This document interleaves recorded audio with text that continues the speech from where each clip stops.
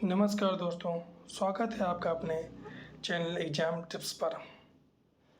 आज हम पढ़ने वाले हैं यूपी के जो स्पेशल टीचर की वैकेंसी आई हैं दिव्यांगजन सशक्तिकरण विभाग के अंतर्गत। तो उसके टॉपिक दिव्यांगजन अधिकार अधिनियम 2016 के बारे में, क्योंकि आप लोगों की डिमांड थी कि सर पहले यही टॉपिक करा दिया जाए। बाकी अगर आपके सिलेबस की बात करें तो इसमें ये यूनिट 3 में दिया गया है, लेकिन आप लोगों की डिमांड थी इसलिए इसको पहले करवा दिया जा रहा है। बाकी आप लोगों को पूरे सिलेबस के अकॉर्डिंग पूरी तैयारी करवा दिया जाएगा। इसमें हम पहले इसके कुछ इंपॉर्टेंट पॉइंट्स देखेंगे, उसके बाद लगभग 50 इंपॉर्टेंट एमसीक्यूज पढ़ने वाले हैं, ताकि अगर पेपर में यहाँ से कोई प्रश्न बने, जो कि बनेगा भी, तो इस वीडियो से अलग नहीं जाना चाहिए। वीडियो में हम आगे बढ़ें इससे पहले जो लोग चैनल पर पहली बार आए वो लोग चैनल को ज़रूर सब्सक्राइब कर लें, क्योंकि स्पेशल एजुकेशन से संबंधित हर प्रकार की वीडियो, हर प्रकार के डाउट आप लोगों के यहाँ पर क्लियर कर दिए जाते हैं। इसलिए चैनल को ज़रूर सब्सक्राइब करिए ताकि आप स्पेशल एजुकेशन की किसी भी तैयारी को आसानी से कर सकें। तो बढ़ते हैं वीडियो में आगे। अगर हम इसकी बात करें आरपीडब्ल्यूडी एक्ट 2016 के बारे में, जिसे दिव्यांगजन अधिकार अधिनियम 2016 कहा जाता है। अगर इसके हम अधिनियम की पृष्ठभूमि की बात करें तो इस अधिनियम ने विकलांग व्यक्ति अधिनियम 1995 का स्थान लिया। यह संयुक्त राष्ट्र सम्मेलन UNCRPD के प्रतिभाग की प्रतिबद्धता को दर्शाता है। तो जो आरपीडब्ल्यूडी एक्ट 2016 है, इसने किसका स्थान लिया है? तो इसने 1995 के अधिनियम का स्थान लिया है। तो सबसे इम्पॉर्टेंट पॉइंट जो है यही बन जाता है। अब हम बात करेंगे इसकी मुख्य विशेषताओं के बारे में। तो जो पहली विशेषता है वो है व्यापक दृष्टिकोण, यानी ये जो अधिकार है वो अधिकार यह बताता है कि अधिनियम दान के बजाय अधिकारों पर आधारित दृष्टिकोण अपनाना चाहिए। यानी इसकी जो पहली विशेषता है वो है व्यापक दृष्टिकोण। यह अधिनियम दान के बजाय अधिकारों पर आधारित दृष्टिकोण अपनाता है। अगली जो विशेषता है, इसमें दिव्यांगताओं की संख्या को 7 से बढ़ाकर 21 कर दिया गया है। दूसरा सबसे इम्पॉर्टेंट पॉइंट। अगला समानता और गरिमा, यानी यह समाज में पूर्ण भागीदारी और बिना किसी भेदभाव के समान अवसर सुनिश्चित कराता है। अगला बेंचमार्क दिव्यांगता, कम से कम 40% दिव्यांगता वाले व्यक्तियों के लिए विशेष प्रावधान और लाभ। अब जिन लोगों को ये नहीं समझ में आ रहा कि बेंचमार्क डिसेबिलिटी क्या होती है, तो वो लोग इससे पहले चैनल पर एक ऑलरेडी वीडियो पड़ी हुई है आरपीडब्ल्यूडी एक्ट की, वहाँ पर जाकर आप देख सकते हैं। वहाँ पर आपको डिटेल में बताया गया है कि बेंचमार्क डिसेबिलिटी क्या होती है। क्योंकि हम यहाँ पर अपने सिलेबस के अकॉर्डिंग पढ़ने वाले हैं, तो यहाँ पर जो इम्पोर्टेंट पॉइंट है उसी को डिस्कस किया जाएगा। आगे महिलाओं और बच्चों, यानी दिव्यांग महिलाओं और बच्चों के अधिकारों के लिए विशेष सुरक्षा और उपाय। अभी हमने बताया कि इसमें जो है 21 प्रकार की दिव्यांगताओं को मान्यता दी गई है। पहले कितनी थी? तो पहले 7 प्रकार की थी। तो अगर हम इसमें दिव्यांगताओं की बात करें शारीरिक और बौद्धिक, तो इसमें कौन कौन सी मुख्य विकलांगताएं हैं? तो अंधापन और कम दृष्टि, कुष्ठ रोग से मुक्त, श्रवण बाधिता जिसे बहरापन कहते हैं, लोकोमोटर दिव्यांगता और बौनापन, बौद्धिक दिव्यांगता, विशेष सीखने की अक्षमता। अगर न्यूरोलॉजिकल और रक्त विकार की बात करें तो इसमें इस अधिनियम में नई शामिल दिव्यांगताएं तो कौन कौन सी हैं भाई? तो ऑटिज्म स्पेक्ट्रम विकार यानी autism, cerebral palsy, multiple sclerosis और पार्किंसंस रोग, थैलेसीमिया, हीमोफीलिया और सिकल्स रोग। अगर हम शिक्षा का अधिकार की बात करें तो पहला अधिकार है समावेशी शिक्षा, दूसरा अधिकार है मुफ्त शिक्षा और तीसरा जो अधिकार है विशेष सुविधाएं। अगर हम समावेशी शिक्षा की बात करें तो सरकार और स्थानीय अधिकारियों का यह कर्तव्य है कि वो बिना किसी भेदभाव के समान शिक्षा का अधिकार प्रदान करें और समावेशी शिक्षा प्रणाली को बढ़ावा दें। यानी समावेशी शिक्षा वह होती है जहाँ पर दिव्यांग बच्चा और नॉर्मल बच्चा दोनों साथ में एक साथ शिक्षा को ग्रहण करें। अगर हम मुफ्त शिक्षा की बात करें तो बेंचमार्क दिव्यांगता वाले 6 से 18 वर्ष आयु वर्ग के प्रत्येक बच्चे को पड़ोस के स्कूल या विशेष स्कूल में मुफ्त शिक्षा का अधिकार। यानी जो बेंचमार्क दिव्यांगता वाले बच्चे हैं उनको सरकार 6 से 18 वर्ष तक मुफ्त शिक्षा की व्यवस्था करेगी। अगर हम नॉर्मल बच्चे के लिए बात करें तो 6 से 14 है, अगर हम दिव्यांग बच्चे की बात करें तो वो 6 से 18 है। दूसरा इंपॉर्टेंट पॉइंट यही बन जाता है। अगला विशेष सुविधाएं, यानी छात्रों की आवश्यकता के अनुसार उन्हें सुविधाएं उपलब्ध कराई जाए, जैसे ब्रेल बुक्स हो गई, ब्रेल किताबें हो गई, साइन लैंग्वेज हो गया, तो इनकी सुविधाएं जो हैं उपलब्ध कराई जाएं। अगर हम रोजगार में आरक्षण की बात करें तो 4% सरकारी नौकरियों में आरक्षण, यानी रोजगार के समान अवसर। बेंचमार्क दिव्यांगता, जिसमें हमने अभी बताया था कि कम से कम 40% प्रमाणिक दिव्यांगता वाले व्यक्तियों के लिए सरकारी प्रतिष्ठानों में रिक्तियों पर आरक्षण 3% से बढ़ाकर 4% कर दिया गया है। तो ये याद रखेंगे कितने प्रतिशत से बढ़ाकर कितने प्रतिशत कर दिया गया है, तो वो 3% से बढ़ाकर 4% कर दिया गया है। अगला अगर हम सुगम्यता की बात करें तो बाधा मुक्त वातावरण मीन्स अधिनियम भौतिक पर्यावरण परिवहन सूचना और संचार प्रौद्योगिकी यानी ICT तक पहुंच सुनिश्चित करने पर जोर देता है। सुगम्य भारत अभियान याद रखेंगे के तहत सभी मौजूदा सार्वजनिक भवनों, अस्पतालों और परिवहन प्रणालियों को एक निश्चित समय सीमा के भीतर बाधा मुक्त यानी बैरियर फ्री बनाया जाना अनिवार्य है। अन्य कुछ महत्वपूर्ण प्रावधान हैं, उन पर भी हम चर्चा कर लेते हैं। जैसे पहला है कानूनी क्षमता, यानी दिव्यांगजनों को संपत्ति के स्वामित्व, वित्तीय मामलों को नियंत्रित करने और बैंक ऋण प्राप्त करने में समान अधिकार प्राप्त है। अगर हम विशेष अदालतों की बात करें तो दिव्यांगजनों के लिए के अधिकारों के उल्लंघन के मामलों की त्वरित सुनवाई के लिए प्रत्येक जिले में विशेष अदालतों का गठन किया जाएगा। अगर हम वित्तीय सहायता की बात करें तो दिव्यांगजनों को वित्तीय सहायता प्रदान करने के लिए राष्ट्रीय कोष और राजकोष की व्यवस्था की गई है। अगर अपराध और दंड की बात करें यानी पनिशमेंट की बात करें या पेनल्टीज़ की बात करें तो अधिनियम के प्रावधानों का उल्लंघन करने और दिव्यांगजनों के खिलाफ भेदभाव या अत्याचार करने पर कड़े दंड और जुर्माने का प्रावधान है। कहने का मतलब ये, अगर दिव्यांग व्यक्तियों के प्रति किसी भी प्रकार का भेदभाव या कोई गलत अत्याचार करने पर दंड का भी प्रावधान किया गया है और कड़े दंड का प्रावधान किया गया है। अब अगर हम दृष्टिकोण की बात करें यानी हमारा क्या दृष्टिकोण है, तो असली बाधा व्यक्ति की दिव्यांगता में नहीं बल्कि समाज के नज़रिए और हमारे द्वारा बनाए गए वातावरण में है। सुगम्यता और समावेशिता एक अधिकार है, विशेषाधिकार नहीं है। इस लाइन को जो आप अच्छे से समझिए कि क्या कहना चाह रहा है कि असली बाधा व्यक्ति की दिव्यांगता में नहीं बल्कि समाज के नज़रिए में है। क्योंकि लोग पहले ही समझ लेते हैं कि अगर ये दिव्यांग व्यक्ति है तो ये क्या कर सकता है, तो बाधा उसकी दिव्यांगता में नहीं बल्कि समाज के नज़रिए में, क्योंकि उसने पहले ही परसेप्शन बना लिया है कि अगर वो दिव्यांग व्यक्ति है तो वो क्या ही कर सकता है, लेकिन वो बहुत कुछ कर सकता है अगर उसे अच्छी सुविधाएं और बैरियर फ्री वातावरण और अच्छी शिक्षा दे दी जाए। सुगम्यता और समावेशिता एक अधिकार है, विशेषाधिकार नहीं है। अब हम डिस्कस करने वाले हैं इससे संबंधित प्रश्नों के बारे में। अभी तक जिन लोगों ने वीडियो को लाइक और चैनल को सब्सक्राइब नहीं किया है वो लोग चैनल को जरूर सब्सक्राइब कर लें ताकि ऐसे ही महत्वपूर्ण वीडियो आप लोगों को मिलती रहें। तो हमारा पहला प्रश्न है कि दिव्यांगजन अधिकार अधिनियम RPWD एक्ट संसद में किस वर्ष पारित किया गया? 1995, 2009, 2016 या फिर 2020?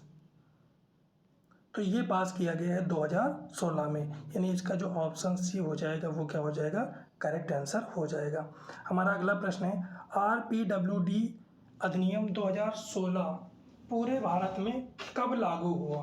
तो जिन लोगों को आंसर पता है वो लोग कमेंट में इसका आंसर जरूर बताएंगे ताकि आप लोगों को क्लास के ही अंदर जो है याद हो जाए। ताकि भाई पेपर का बहुत कम समय बचा है और आप लोगों को ज़्यादा मेहनत करना है। तो अगर आप भी अपना सिलेक्शन श्योर करना चाहते हैं तो कमेंट में आंसर ज़रूर बताएं ताकि क्लास में ही आप लोगों को याद हो जाए। तो पहला ऑप्शन 1 जनवरी 2016, दूसरा ऑप्शन है 19 अप्रैल 2017, तीसरा है 15 अगस्त 2017 और डी ऑप्शन है 26 जनवरी 2018। तो इसका जो राइट आंसर हो जाएगा वो हो जाएगा 19 अप्रैल 2017। अगला हमारा प्रश्न है RPWD अधिनियम 2016 में दिव्यांगताओं की संख्या 7 से बढ़ाकर कितनी कर दी गई है? तो हमारे ऑप्शन है 14, 18, 21 या 25।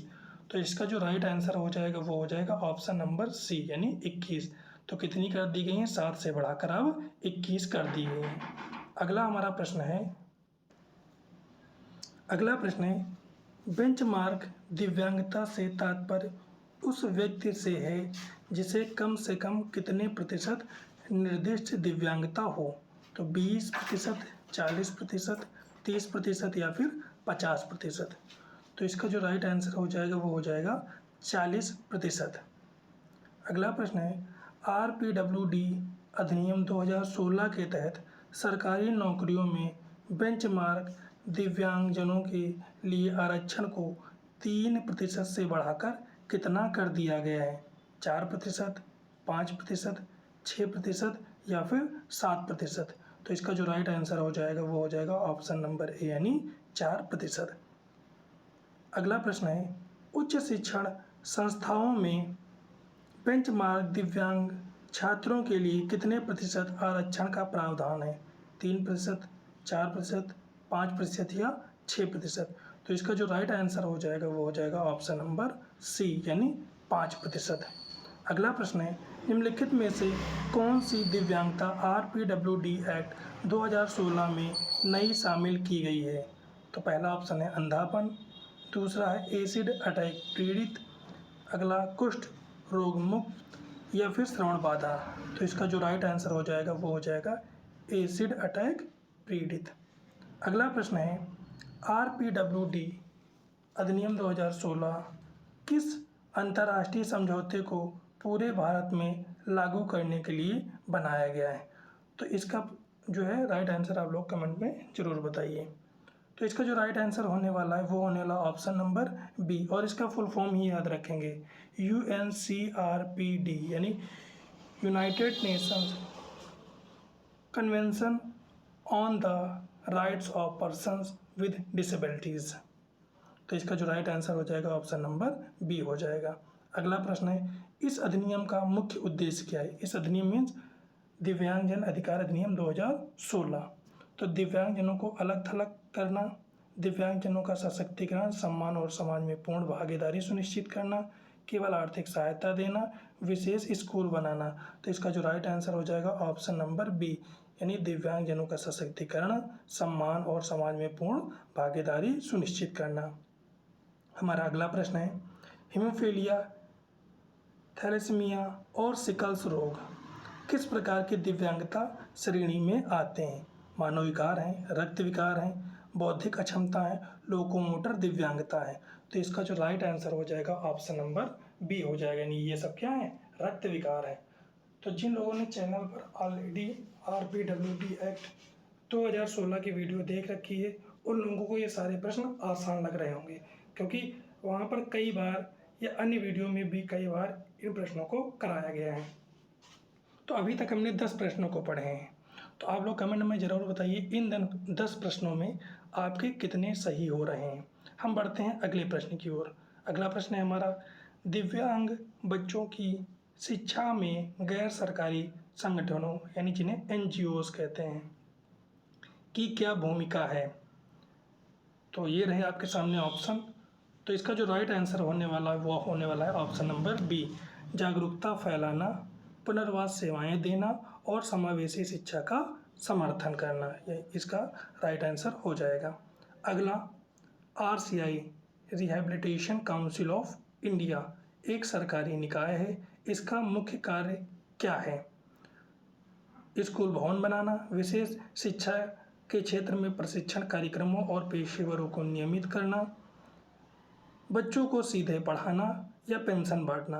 तो इसका जो राइट आंसर हो जाएगा ऑप्शन नंबर बी, यानी विशेष शिक्षा के क्षेत्र में प्रशिक्षण कार्यक्रमों और पेशेवरों को विनियमित करना। अगला हमारा प्रश्न है, शिक्षा में SCR यानी कॉरपोरेट सोशल रिस्पॉन्सिबिलिटी फंड का उपयोग NGOs द्वारा किस लिए किया जाता है? शिक्षकों का वेतन रोकने के लिए, दिव्यांग बच्चों के लिए सहायता उपकरण यानी असिस्टिव डिवाइसेस और सुलभ बुनियादी ढांचा बनाने के लिए, नेताओं के चुनाव प्रचार के लिए, मुनाफा कमाने के लिए। जो इसका राइट आंसर हो जाएगा ऑप्शन नंबर बी। अब हम पढ़ते हैं अगले प्रश्न की ओर। अगला प्रश्न है, अली यावर जंग राष्ट्रीय वाक एवं श्रवण दिव्यांगजन संस्थान कहाँ स्थित है जो श्रवण बाधितों के लिए कार्य करता है? दिल्ली, मुंबई, देहरादून या चेन्नई? तो इसका जो राइट आंसर हो जाएगा ऑप्शन नंबर बी, यानी मुंबई में। यहाँ पर फुल फॉर्म भी आपसे पूछा जा सकता है, एक या दो, जो स्पेशल एजुकेशन के लिए इम्पॉर्टेंट है। तो उसकी एक अलग से जितने भी इम्पॉर्टेंट फुल फॉर्म्स हैं स्पेशल एजुकेशन से रिलेटेड, उनकी एक अलग से वीडियो अपलोड है चैनल पर, वो आप लोग जाकर देख सकते हैं। उससे आप लोगों को काफ़ी फ़ायदा होने वाला है। अगला प्रश्न है, सरकारी और गैर सरकारी संस्थाओं के बीच समन्वय क्यों आवश्यक है? ताकि नीतियां केवल कागजों तक सीमित न रहें बल्कि ज़मीनी स्तर पर प्रभावी ढंग से लागू हों। यही इसका क्या हो जाएगा? राइट आंसर हो जाएगा। अगला हमारा प्रश्न है, भारतीय संविधान में अनुच्छेद 21A किस वर्ष जोड़ा गया जो शिक्षा को मौलिक अधिकार बनाता है? 2000 में, 2002, 86वें संविधान संशोधन द्वारा, 2009 या 2016? तो इसका जो राइट आंसर है वो होने वाला है 2002। तो किस संशोधन के द्वारा? तो 86वें संविधान संशोधन के द्वारा। हमने ये इसलिए ऐड कर दिया गया है ताकि अगर आपसे संविधान संशोधन पूछ ले तो आप बता सकें। अगला प्रश्न है, सामान्य बच्चों के लिए RTE अधिनियम 2009 के तहत निःशुल्क और अनिवार्य शिक्षा किस आयु सीमा क्या है? तो वो है 6 से 14 वर्ष। ये तो बिना ऑप्शन के आप लोगों को आना चाहिए। अगर हम यहाँ पर दिव्यांग बच्चों के लिए पूछ लें, देखिए प्रश्न भी अगला हमने रखा है क्योंकि हमने वहाँ पर बताया भी था कि अगर पूछा जाए आपसे प्रश्न RPWD अधिनियम 2016 धारा 31, ये भी याद रखेंगे। देखिए यहाँ पर धारा भी मेंशन किया गया है के अनुसार बेंचमार्क दिव्यांगता वाले बच्चों के लिए निःशुल्क शिक्षा की आयु सीमा क्या है? तो अभी हम लोगों ने आपसे बताया था कि 6 से 18 वर्ष तक के बच्चों को निःशुल्क शिक्षा प्रदान की जाए। अगला हमारा प्रश्न है, शिक्षा का अधिकार RTE राइट टू एजुकेशन अधिनियम पूरे भारत में कब लागू हुआ था? 1 अप्रैल 2010, 1 जनवरी 2009, 15 अगस्त 2012 या फिर 26 जनवरी 2010? तो इसका जो राइट आंसर होने वाला है वो होने वाला है ऑप्शन नंबर ए, 1 अप्रैल 2010। हमारा अगला प्रश्न है, RPWD अधिनियम 2016 में समावेशी शिक्षा यानी इंक्लूसिव एजुकेशन का अर्थ? तो इसका जो राइट आंसर होने वाला है वो ऑप्शन नंबर बी, यानी दिव्यांग और सामान्य बच्चों का एक ही कक्षा में एक साथ सीखना और शिक्षा प्रणाली को उनकी ज़रूरतों के अनुकूल बनाना, यानी ऑप्शन नंबर बी क्या हो जाएगा? राइट आंसर हो जाएगा। हमारा अगला प्रश्न है, RPWD अधिनियम की धारा 16 के तहत शैक्षणिक संस्थानों का क्या कर्तव्य है? तो इसका जो राइट आंसर होने वाला है वो होने वाला है ऑप्शन नंबर बी, यानी बिना किसी भेदभाव के दिव्यांग बच्चों को प्रवेश देना और सुलभ वातावरण प्रदान करना। अगला और इम्पॉर्टेंट प्रश्न है, श्रवण बाधित यानी हियरिंग इम्पेयर्ड बच्चों के शैक्षिक प्रावधानों में अधिनियम किस बात पर जोर देता है? तो इसका जो राइट आंसर हो जाएगा ऑप्शन नंबर बी, उनके लिए उपयुक्त ऑगमेंटेटिव और अल्टरनेटिव संचार जैसे सांकेतिक भाषा का उपयोग करना। अगला प्रश्न है, परीक्षाओं में बेंचमार्क दिव्यांग छात्रों के लिए क्या विशेष प्रावधान है?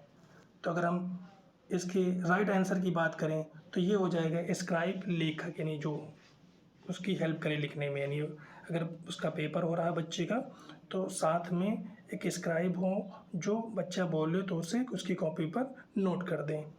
की सुविधा और अतिरिक्त समय देना। अगर हम अगले प्रश्न की बात करें कि बाधा रहित वातावरण यानी बैरियर फ्री एनवायरनमेंट का शिक्षा में क्या अर्थ है, तो स्कूल में रैंप, सुलभ शौचालय और लिफ्ट जहां आवश्यक हो का होना। तो यही क्या हो जाएगा राइट आंसर, ताकि बच्चा अपनी क्लास में आसानी से पहुंच सके, बच्चा अपने दैनिक क्रियाकलापों को आसानी से कर सके, इसलिए उसे बैरियर फ्री एनवायरनमेंट उपलब्ध कराना जो है ये जिम्मेदारी है।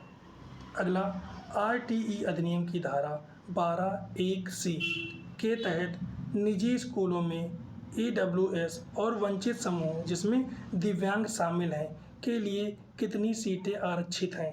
10%, 15%, 25% या फिर 30%? तो इसका जो राइट आंसर हो जाएगा वो हो जाएगा 25%। हमारा अगला प्रश्न है, यदि कोई बच्चा गंभीर रूप से दिव्यांग है और स्कूल नहीं जा सकता तो अधिनियम क्या विकल्प देता है? तो अगर इसके हम राइट आंसर की बात करें तो हो जाएगा गृह आधारित शिक्षा यानी होम बेस्ड एजुकेशन की सुविधा। अगला हमारा प्रश्न है, आरपीडब्ल्यूडी एक्ट के अनुसार शिक्षकों के प्रशिक्षण में क्या शामिल होना चाहिए? तो यहाँ पर होना चाहिए ब्रेल, सांकेतिक भाषा यानी इंडियन साइन लैंग्वेज और विशेष शैक्षिक तकनीकों में प्रशिक्षण। तो यही आंसर क्या हो जाएगा आपका राइट हो जाएगा। अगला, राष्ट्रीय शिक्षा नीति यानी एनईपी न्यू एजुकेशन पॉलिसी 2020 का मुख्य लक्ष्य क्या है? तो समान और समावेशी शिक्षा सुनिश्चित करना, क्योंकि जो न्यू एजुकेशन पॉलिसी है सबसे ज़्यादा जोर इसी पर दिया गया है, किस पर? समावेशी शिक्षा पर। तो इस प्रकार इसका बी ऑप्शन जो है वो राइट हो जाएगा। अगला, इसका आंसर अभी लोग बताएंगे कि कौन सा ऑप्शन इसका राइट आंसर हो जाएगा।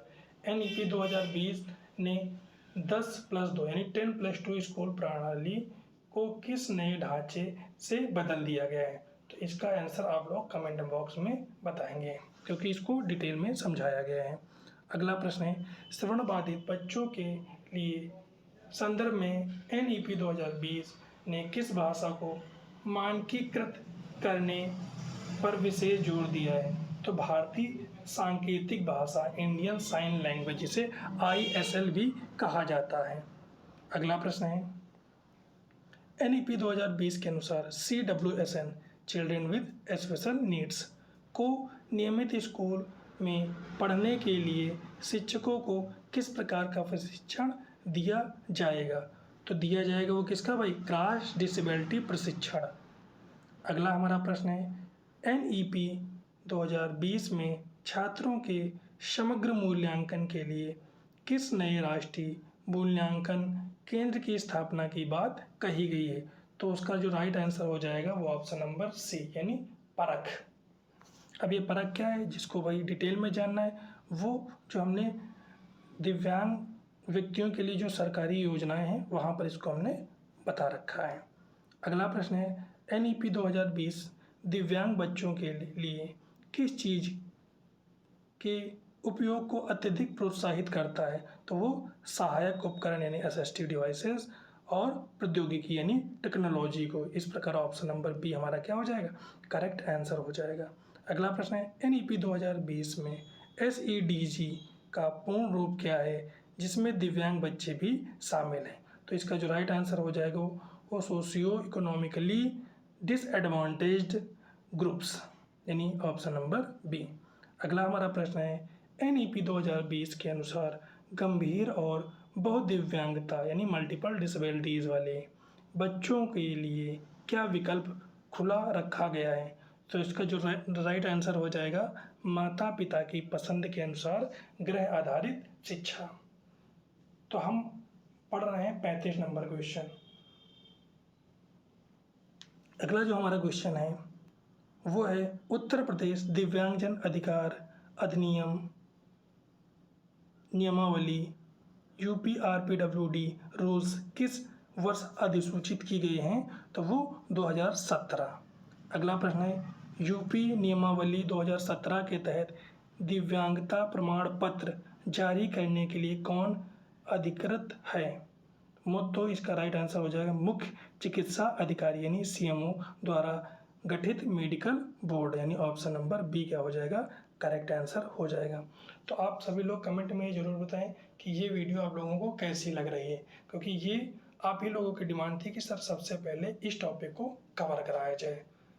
तो आप लोग इस वीडियो को ज़्यादा से ज़्यादा शेयर कीजिए और ज़्यादा से ज़्यादा लाइक कीजिए, ताकि आप लोगों का सिलेबस जल्द से जल्द ऐसे ही इम्पॉर्टेंट क्वेश्चन और मैराथन के माध्यम से कंप्लीट करवा दिया जाए।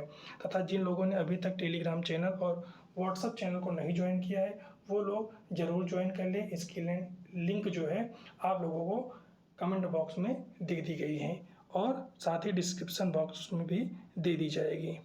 अगला जो प्रश्न है वो है UDID unique disability ID card का मुख्य लाभ क्या है। तो इसका जो मुख्य लाभ है, पूरे देश में मान्य एकल दस्तावेज जो कई प्रमाण पत्रों की आवश्यकता को खत्म करता है, यानी ऑप्शन नंबर बी क्या हो जाएगा, यहाँ से हमारा राइट आंसर हो जाएगा। अब जो UDID कार्ड के बारे में पूरी डिटेल में जानकारी दी गई है, कैसे बनता है, क्या प्रोसेस होता है, हर एक चीज़ को डिटेल में वहाँ पर समझाया गया है। इसीलिए हमने आप लोगों से कहा है कि चैनल को ज़रूर सब्सक्राइब कर लीजिए, क्योंकि यहाँ पर जितने भी स्पेशल फील्ड से संबंधित प्रश्न हैं या जो भी चीज़ें हैं वो इस चैनल पे आपको समयानुसार मिलती रहेंगी, ताकि आप लोग इन्हें सीख सकें और अपने क्षेत्र में इसको लागू कर सकें। अगला जो इम्पोर्टेंट प्रश्न है वो है राज्य स्तर पर RPWD अधिनियम के कार्यान्वयन की निगरानी कौन करता है। तो वो कौन करता है भाई, राज्य आयुक्त करते हैं, यानी स्टेट कमिश्नर ऑफ PWD करता है। अगला, राष्ट्रीय स्तर पर दिव्यांगजनों के अधिकारों की रक्षा के लिए किसे नियुक्त किया जाता है। तो वो मुख्य आयुक्त को नियुक्त किया जाता है। हमारा अगला प्रश्न और इम्पोर्टेंट प्रश्न है कि मुख्य आयुक्त और राज्य आयुक्त के पास किस अदालत के समान शक्तियाँ होती हैं। तो सिविल न्यायालय यानी सिविल कोर्ट, गवाहों को बुलाने और सबूत मांगने के लिए, यानी ऑप्शन नंबर बी हमारा क्या हो जाएगा, करेक्ट आंसर हो जाएगा। और जो यूपी वाले प्रश्न हैं इनको खासकर याद कर लीजिएगा। क्यों? क्योंकि ये एग्ज़ाम ले रहा है UP SSC और यहाँ पर यूपी के प्रश्न बनेंगे जरूर, जो कि इन्हीं प्रश्नों से बनने की उम्मीद है, इसीलिए इनको ऐड किया गया है। तो पढ़ते हैं इस प्रश्न को कि क्या दिया गया है भाई, कि यूपी नियमावली के अनुसार दिव्यांगजनों से संबंधित शिकायतों का निवारण जिला स्तर पर कौन करता है। तो वो करता है जिला अधिकारी, जिसे डिस्ट्रिक्ट मजिस्ट्रेट की अध्यक्षता वाली समिति, ने ऑप्शन नंबर ए। अगला प्रश्न है, राज्य आयुक्त अपना वार्षिक प्रतिवेदन यानी एनुअल रिपोर्ट किसे सौंपता है। तो वो सौंपता है राज्य सरकार को। अगला हमारा प्रश्न है कि राज्य सरकार का दिव्यांगजन राजकोष यानी स्टेट फंड ऑफ PWDS बनाने का उद्देश्य क्या है। तो इसका जो उद्देश्य है, अधिनियम के तहत दिव्यांगजनों के कल्याणकारी कार्यक्रमों और योजनाओं को वित्त पोषित करना, यानी यही क्या हो जाएगा, राइट हो जाएगा। अगला है, यदि कोई व्यक्ति RPWD अधिनियम के प्रावधानों का उल्लंघन करता है तो उसके लिए क्या सजा है। तो जुर्माना और कारावास। अगला हमारा प्रश्न है कि विशेष विद्यालय मुख्य रूप से किसके लिए डिजाइन किए जाते हैं। तो गंभीर विशिष्ट दिव्यांगता वाले बच्चों के लिए जो है वो डिजाइन किए जाते हैं। अगला हमारा प्रश्न है समावेशी स्कूल में रिसोर्स रूम क्या होता है। तो एक विशेष कमरा जहां दिव्यांग बच्चों को विशेष शिक्षक द्वारा अतिरिक्त शैक्षणिक और उपचारात्मक सहायता दी जाती है। अगला, भ्रमणशील शिक्षक की क्या भूमिका होती है। तो विभिन्न स्कूलों में जाकर दिव्यांग बच्चों और नियमित शिक्षकों को विशेष शैक्षिक सहायता प्रदान करना। अगला प्रश्न है, समावेशी शिक्षा में सह शिक्षण यानी को टीचिंग का क्या अर्थ है। तो एक समान शिक्षक और एक विशेष शिक्षक मिलकर एक ही कक्षा में सभी छात्रों को पढ़ाते हैं। अगला प्रश्न है, सहकर्मी ट्यूशन यानी ट्यूटोरिंग समावेशी स्कूल में कैसे मदद करती है। तो सामान्य छात्र दिव्यांग छात्र की पढ़ाई में मदद करते हैं, जिससे दोनों में सामाजिक कौशल और समझ क्या होती है, बढ़ती हैं। तो ये था आपके यूनिट 3, क्योंकि आप लोगों की डिमांड थी इसलिए हमने पहले इसी यूनिट को करवा दिया है, जिसके महत्वपूर्ण 50 प्रश्न। तो आपको ये वीडियो कैसी लगी कमेंट में ज़रूर बताइए, तथा आप लोगों के 50 प्रश्नों में कितने प्रश्न सही हुए ये भी आप लोग कमेंट में ज़रूर बताइए। तथा ये वीडियो अपने दोस्तों को शेयर कीजिए और ज़्यादा से ज़्यादा दोस्तों को बताइए, ताकि वो भी लोग अपने चैनल से जुड़कर इसका लाभ उठा सकें। पूरा वीडियो देखने के लिए धन्यवाद। जय हिंद, जय भारत।